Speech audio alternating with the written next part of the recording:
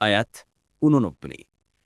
ألم يروا إلى الطير مسخرات في جو السماء ما يمسكهن إلا الله إن في ذلك لآيات لقوم يؤمنون।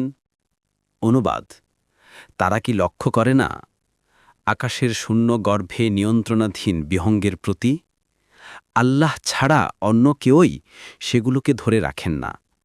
নিশ্চয়ই এতে এমন সম্প্রদায়ের জন্য নিদর্শন রয়েছে যারা ঈমান আনে। ১ নম্বর ফুটনোট।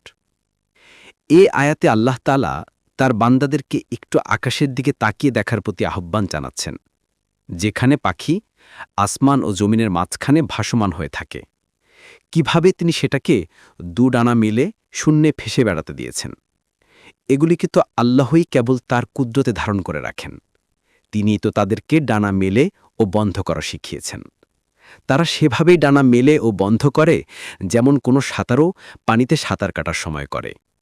সেখানে তিনি এমন শক্তির উদ্ভব করেছেন যে তারা উড়ে বেড়াতে পারে। অনুরূপভাবে তিনি বাতাসকে নিয়োজিত করেছেন সেগুলোকে বহন করতে, আর পাখিও অনুরূপভাবে বাতাসে চলাফেরা করতে পারে। অন্য আয়াতেও আল্লাহ তাআলা এই নিয়ামতের কথা ও তার কুদরতের কথা উল্লেখ করেছেন। তিনি বলেন, তারা কি লক্ষ্য করে না তাদের উপরে পাখিদের প্রতি, যারা পাখা বিস্তার করে ও সংকুচিত করে?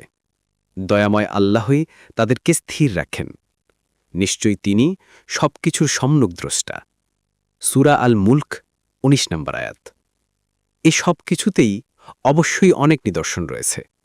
এসবই আল্লাহর একত্ববাদ ও তার অপার ক্ষমতার উপর প্রকৃষ্ট প্রমাণ।